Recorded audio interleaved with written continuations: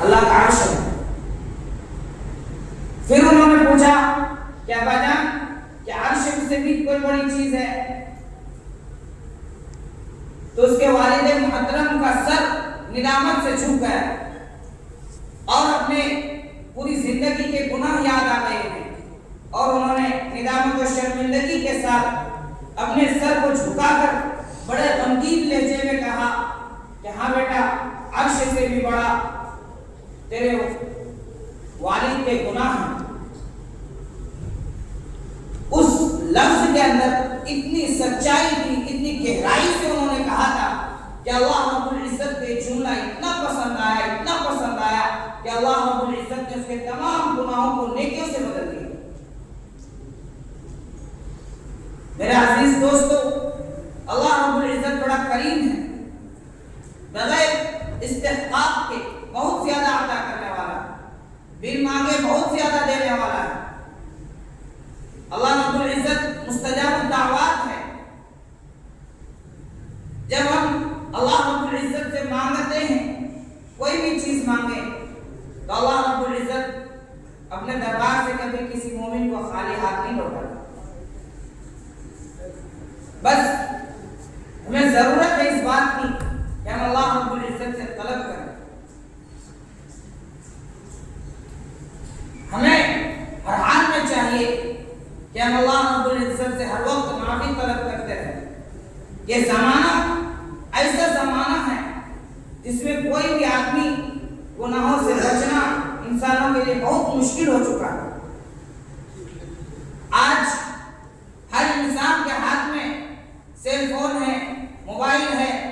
جب بھی آدمی کوئی بھی ہو، ہم ہوں یا آپ ہوں، موبائل کھولتے ہی گناہوں میں آدمی ملوث ہو جاتا ہے۔ آج جدھر ہم نظر اٹھاتے ہیں غیر محرموں پر نظر پڑتی ہے، ہمارے آنکھوں سے گناہ ہو جاتے ہیں۔ جس طرح ہم نظر دوڑاتے اپنے محلے کے اندر، جس بازار میں گھستے ہیں، کسی نہ کسی دکان سے گانے کی آواز آ رہی ہوتی ہے، وہ ہمارے کانوں میں پڑتی ہے، ہمارے کان گناہوں میں ملوث ہو جاتے ہیں، اور ہمارے ذہن میں کیسے کیسے خیالات آتے ہیں، ہمارا ذہن گندا ہو جاتا ہے۔ تو ان تمام چیزوں سے بچنے کے لیے اللہ تعالیٰ نے کہا کہ بھئی تم استغفار کرو،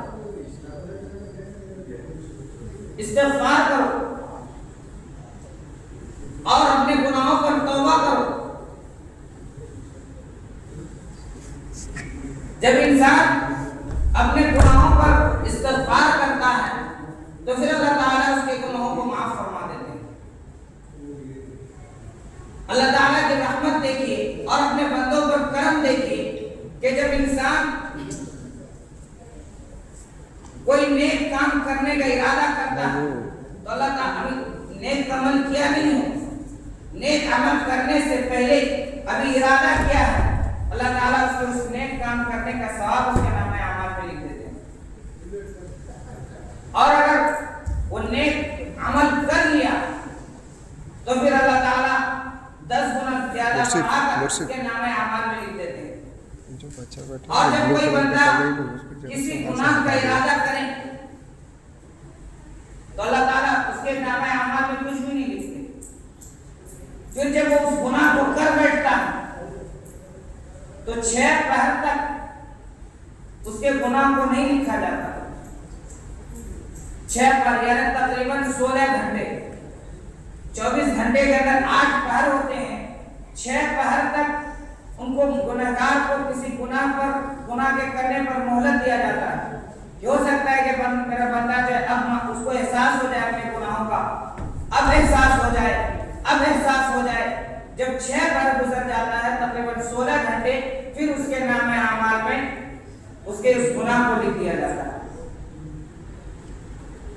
اگر اس 6 پہر سے پہلے توبہ نہیں کیا، گناہ کرنے کے بعد ابھی توبہ نہیں کیا، صرف اس کے ذہن میں خیال آیا اور اپنے ذہن میں تصور کیا کہ میں نے جو کیا تھا غلط کیا، مجھے نہیں کرنا چاہیے تھا، میں آئندہ اس طرح گناہ کرنے کی کوشش نہیں کروں گا، وہ اپنے دل کے اندر عزم کر رہا ہے۔ عام طور پر یہ ہوتا ہے کہ جب آدمی گناہ کر لیتا ہے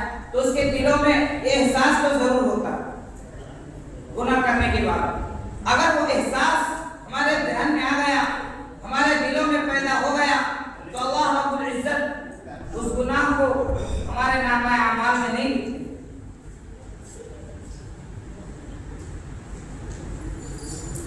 एक रिवायत के अंदर आता है कि अल्लाह के नबी सल्लल्लाहु अलैहि वसल्लम ने इरशाद फरमाया कि जब कोई शख्स गुनाह कर ले और फिर उस पर गुनाह पर इस्तिग़फ़ार करे तो अल्लाह रब्बुल इज़्ज़त उसके गुनाहों को माफ फरमा देते हैं, मगर उस शख्स के गुनाह को माफ नहीं फरमाते जो अपने गुनाहों का इकरार करते हैं और लोगों के सामने बड़े फखरिया अंदाज में अपने किए हुए गुनाहों को बताते हैं।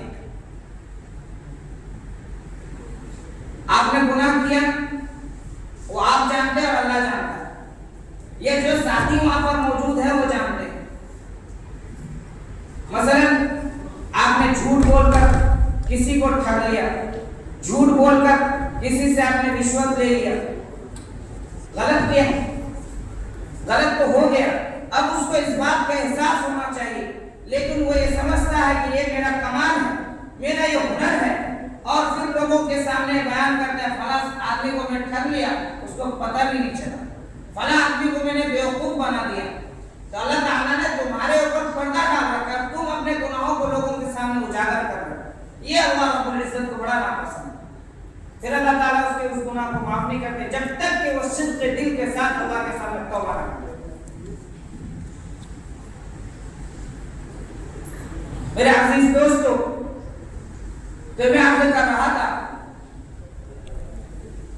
कि हमारी जिंदगी चंद मिनट की है, न जाने हमारे पास किस वक्त मलकुल मौत आ जाए और हमारा वक्त पूरा हो गया हो और हमें अपने साथ लेकर चला जाए। क्योंकि आए दिन हम देखते हैं कि फला आदमी अभी हमारे साथ चल फिर रहा था, सुबह पता चला बीमार हो गया, हॉस्पिटल में है, और तीसरे दिन उसके जनाजे का ऐलान होता है।